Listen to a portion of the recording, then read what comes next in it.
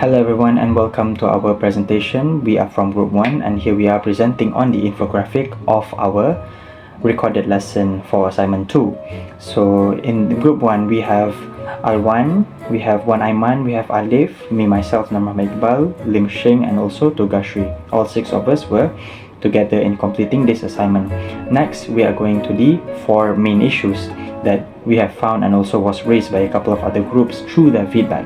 So the first one I would say is time constraints. Looking back at the time limit, it's just only 30 minutes per lesson, and also the activities we made did give some issues in terms of we had to go through and went over the time limit. Next we had too many teachers. The teachers were me, myself, Wan Aiman and also Alif. So all 3 of us were teaching at the same time, so it might be confusing for the students. Next is unclear instructions from us, where it resulted in students not understanding what to do and therefore wasting time again. So, and then finally, lack of interesting elements. So as a teacher we should be interesting, so we only use Canva and YouTube. So yeah, that was an issue because the students were not really excited on our resources that we use, elements and all. So yeah, that's all. So on to the next slide. Thank you to the previous presenters. My name is Durgashi Dotopimaparan, and for today I will be presenting on the infographic of reflection.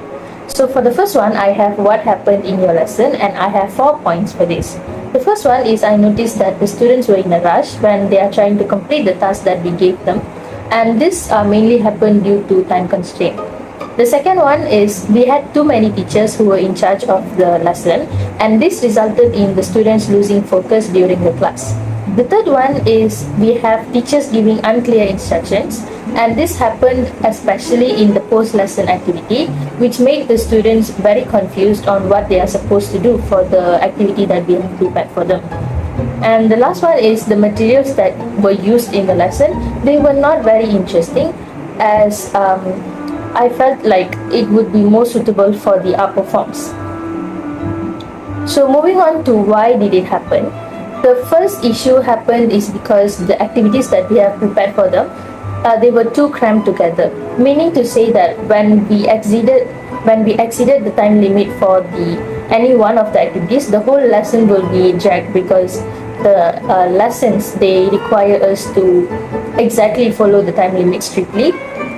And the next one is the students got distracted because we were alternating between 3 different teachers and all of them were giving instructions. So this technically made the students confused because they didn't know what to do. The third one is we gave unclear instructions, and this came from the teacher's part, and this made the students confused as well, mainly on the bubble map creating activity and also the Canva whiteboard activity. So the students were unclear on what they were supposed to do because of the instructions given by the teacher. The last one is the materials prepared, they lack interactive elements, and this technically made the students feel a little boring because the materials we prepared, they lack videos or graphics or even photos. So this is why I said that the graphics looks like they are more suitable for the upper form students. Next, I will be presenting the part 3 of our infographic, which is what would you like to highlight about the incident in terms of values, skills and also knowledge. This is something that we learned through the CRM, and the first one is values. In the values, we have students feel motivated through positive reinforcement, and this falls under values 2 category, which is concern and care about all learners. The second one is believing in the students' capabilities in unlocking their full potential. This falls under values 4 category, which is dedicated and committed towards the profession. Next, we have innovative lessons for students that are dedicated to them. This falls under the values 6 category, which is determination of lifelong learning, excellence and innovation. Moving on, I'll be presenting on the skills. The first one is the students will understand deeper with the topics that I teach them. The first, it falls under the first skills, which is interpersonal skills. The second one is my ability to self-reflect will allow for further improvement as a teacher. This falls under the second category, which is reflective skills. The third one is making sure that my students understand what the lesson was. This falls under the third skill, which is pedagogical skills. So that is all from me. Thank you. So I'll be continuing with the knowledge. So having the knowledge that I'll be teaching in class allows my students to have a deeper understanding and to understand the topic fully. This falls under the K2 category, which is knowledge of the content. So the next point that I would like to share about is having the knowledge allows us as teachers to understand how our lesson progresses and how it may affect the students in both emotionally and psychological aspect. This falls under K4, which is knowledge about the learners, which refers to understand the important roles in the development of learners' knowledge and learning.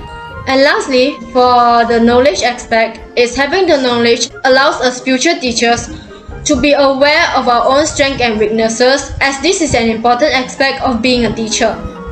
This falls under the K6 category, which is self-knowledge, that is consistently reflecting on the lessons conducted. Next, moving on to what did I learn from the incident.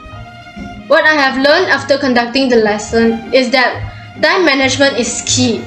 Time must be utilized and used properly in order to make the lesson effective. Other than that, having too many teachers is not necessarily a good thing, as it may disturb the flow of the lesson. Moving on, clear instructions is extremely important to keep the students' engagement. Lastly, the materials that we use should always be interesting in order to catch the students' attention and their focus. For the last part of the presentation is what are my suggestions for improvement.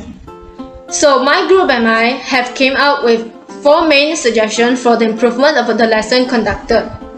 The first will be plan the lesson effectively by looking at the time given. Like mentioned earlier, time management is key in order to have a successful lesson. Next is to conduct the lessons alone without multiple teachers. Having one teacher is actually enough to make the class successful. The third will be improving our skills in giving instructions. And lastly is to implement more interactive educational elements. For example, we can use websites or other software to make the tasks and games interesting to catch the students' attention. So that is all from me. Thank you.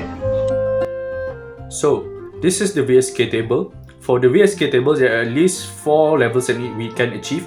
For our classroom teaching video, we achieved the level 4, which is beyond the target. So the elements that we achieve are at least V2, which is concerned care about all students, V4, which is dedicated and committed towards the profession, V6, determination of lifelong learning, excellence and innovation, S1, which is interpersonal skills, S2, reflective skills, S3, which is pedagogical skills, K2, which is knowledge of the content, K4, knowledge about the learners, and K6, which is self-knowledge. Therefore, we have at least 9 VSK elements in our classroom teaching.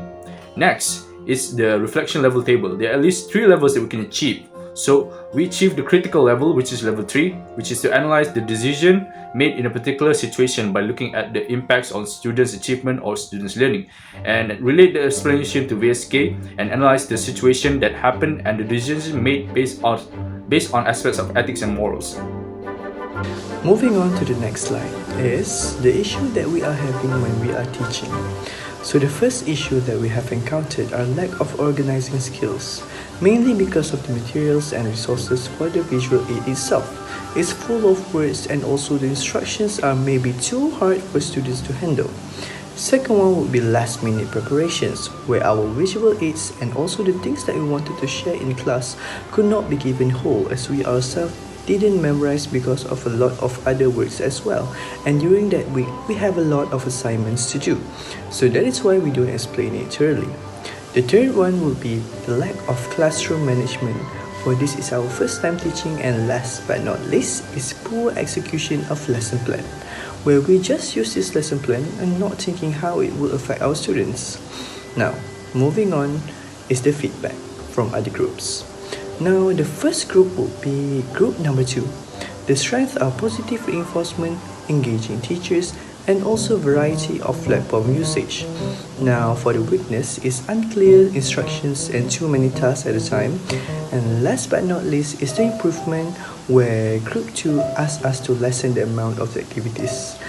Thank you, Group 2. Now moving on to the next presenter. Take it away. Assalamualaikum and good day everyone. I'm Alwan Najmi and I am going to proceed with the feedback obtained from Group 3. Alright, as for the strengths, the group only lists out one strength of our lesson, which is the reward system, where we gave candies to students who were actively participated in the lesson's activities. Unclear instructions and too many questions for a short amount of time are the weaknesses highlighted by them. And for improvement, we are suggested to give detailed instructions, extra time for students to complete the task, and also to lessen the number of questions. Moving on to feedback given by Group 4, they pointed out 4 strengths of our lesson, which are positive environment, entertaining lesson, assisting students, and also not to forget the reward system. Meanwhile, for the weaknesses, they pointed out 2 weaknesses of our lesson, which are tricky questions, and also lack of instructions given by the teachers regarding the activities. And therefore, we are advised to give clearer instructions for improvement. And I think that is all for the feedbacks we received from other groups regarding our lessons conducted. Alright, to sum up, all of us agreed that self-reflection is absolutely important for us as future teachers to take into considerations due to the fact that it will enable us to identify our strengths and weaknesses, and also we can further improve ourselves to become better through constant evaluations of our lessons. And with that being said and done, I think that is all from Group 1. Thank you everyone for listening and have a good day.